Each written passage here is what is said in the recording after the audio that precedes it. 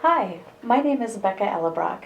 I work with the Minnesota Department of Health, but before that I worked with Central Lakes College here in Brainerd and Staples for the last 10 years. I'm excited to talk with you today about how to plan for your career. In this section, you'll learn the value of taking career tests and how they can help you find the best job for you. You'll discover the different types of tests that are available. You'll explore the benefits of taking an assessment or more than one.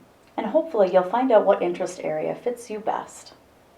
There's lots of ways to help figure out what jobs might be a good fit for you. One way is to use a career assessment.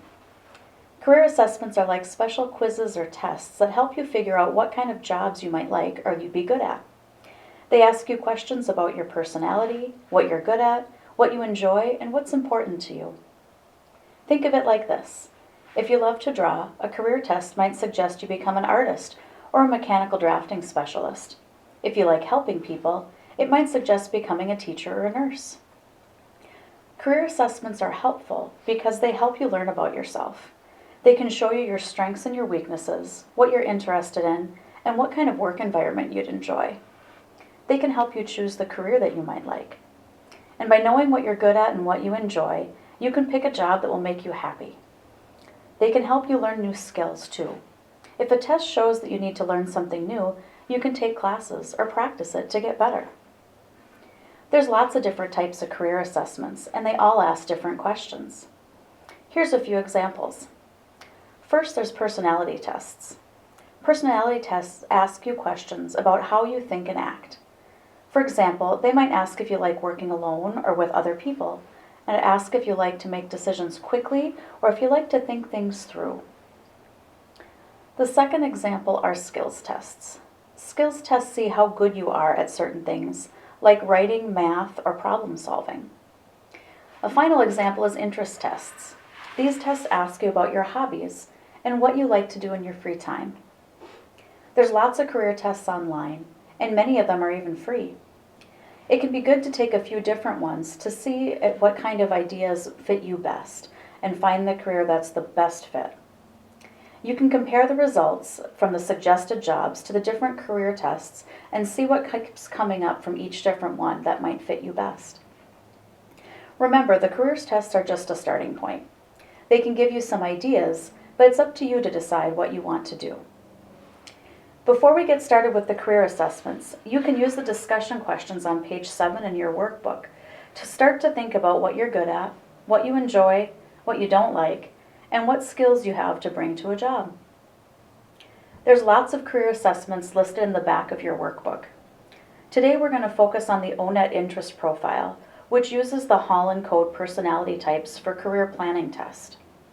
The Holland Code has been used by many people to help them understand their interests and what careers would be a good fit. The Holland Code breaks your personality and interests into 6 different categories. The first category is the realistic category. People who are in the realistic category are doers. They're practical and like to work with their hands and use tools and other things. They tend to be assertive, competitive, and are interested in activities that require motor coordination, skill, and strength. People who are in the realistic category like to work with animals, with tools, machines, and generally avoid social activities like teaching, healing, or informing others. Realistic individuals are good at working with tools, mechanical or electrical drawings, machines, or plants and animals. You value practical things you can see, touch, and use, like tools, equipment, or machines. You see yourself as practical, mechanical, and realistic. The second category is the investigative category. People who are in the investigative category are thinkers. They're curious and are the types of people who like working with ideas and concepts. They like to do things that involve theory, research, laboratory settings, and intellectual inquiry. People who are investigative like to study and solve math or science problems, or work in a laboratory, and you generally avoid leading, selling, or persuading people. Investigative people are good at understanding and solving science and math problems. You value ideas and see yourself as precise, scientific, and intellectual. The third category is artistic. People who are in the artistic category are creators. They're expressive and visual, and they like to think outside the box. They tend to find new creative ideas and enjoy seeing things from a different perspective. People who are artistic like to do creative activities like art, drama, crafts, dance, music, or creative writing. Generally, you avoid highly ordered or repetitive activities or office environments. You have good artistic abilities. You're able to do things like graphic design or other types of marketing.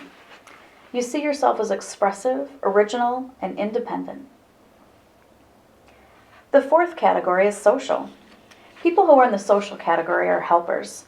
They're friendly and empathetic and like to serve and help others. They tend to find great joy in forming close relationships with others. People who are social like to do things to help people, like teaching, nursing, childcare, giving first aid, or giving information to others. They generally avoid using machines, tools, or animals to achieve a goal. Oftentimes you're good at things like teaching, counseling, and you like helping people and providing and helping to solve social problems. You see yourself as helpful, friendly, and trustworthy. The fifth category is enterprising. People who are in the enterprising category are persuaders.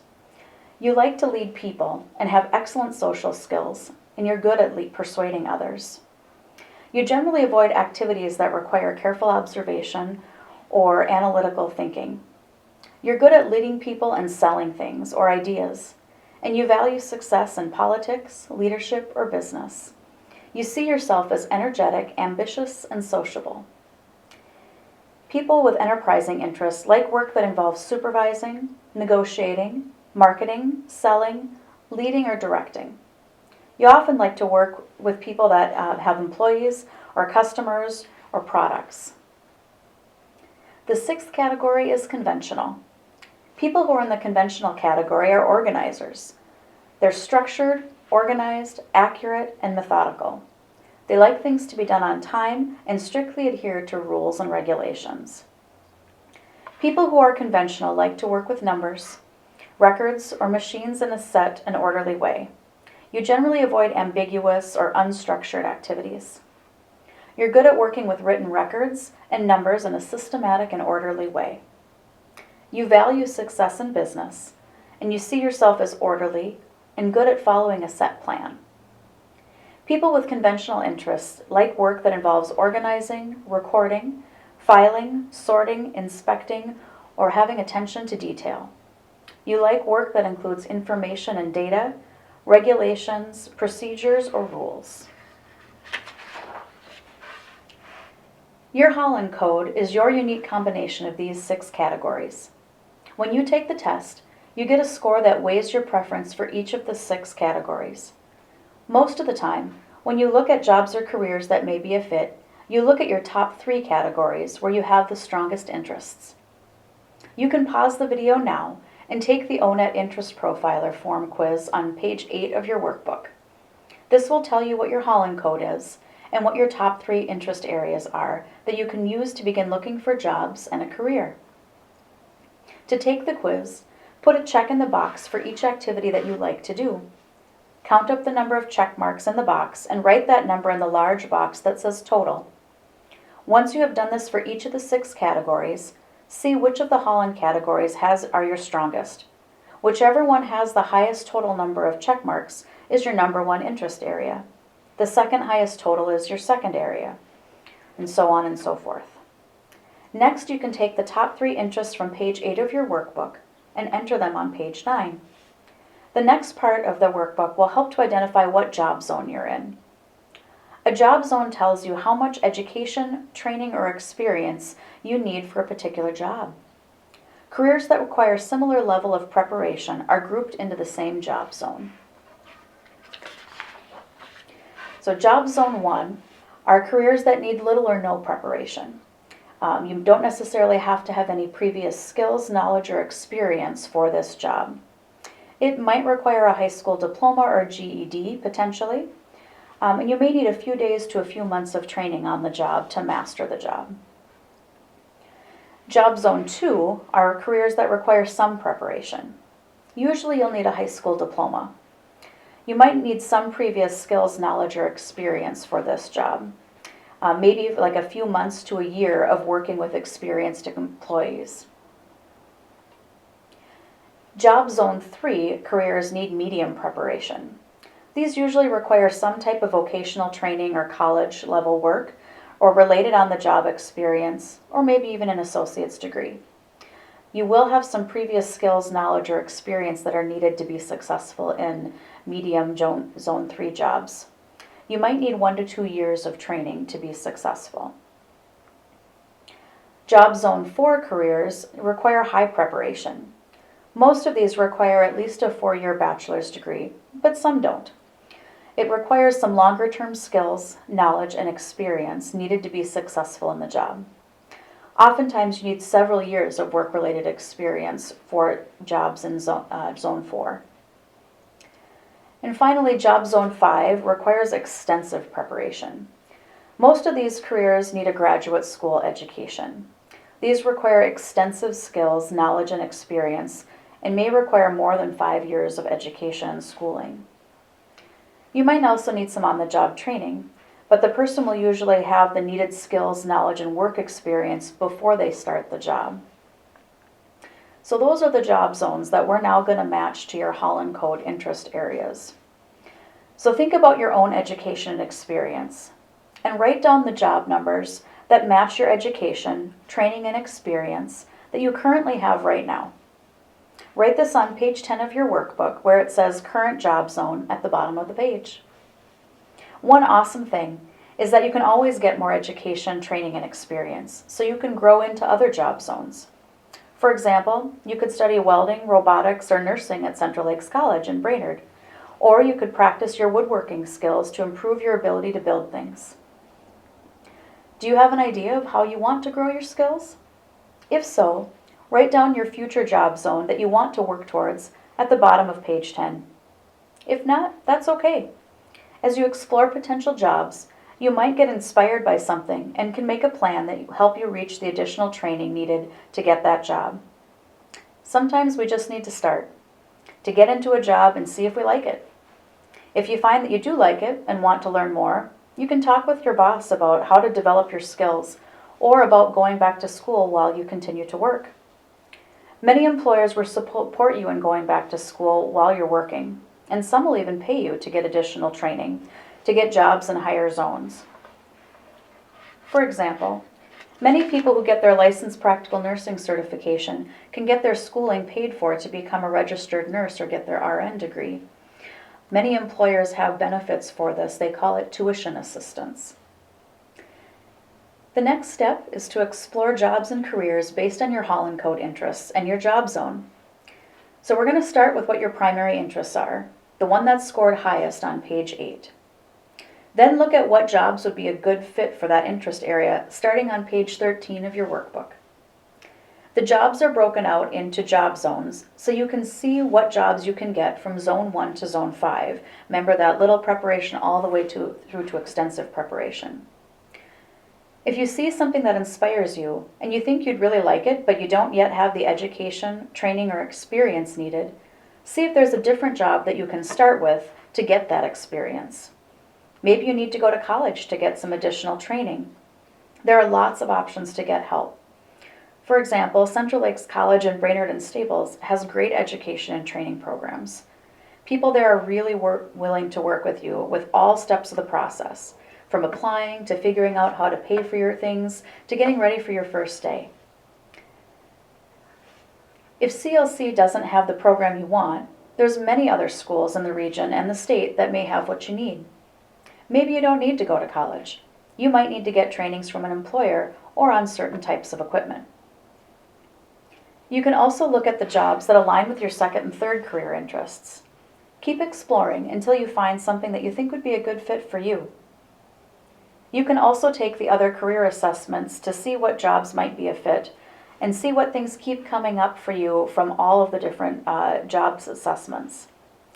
There's many different types of assessments listed on page 25 and 26 of your workbook that you can take, and you can also look online to find others. It can be helpful to take a few career tests to see what jobs overlap between them. or what new jobs might be a fit. Taking more than one career assessment can help you better understand yourself and what jobs would be the best fit for you. No matter what interest area you are or what skills you have gifts and talents that are valuable to our community. There's a job for you. There's lots of organizations that can help with finding a job.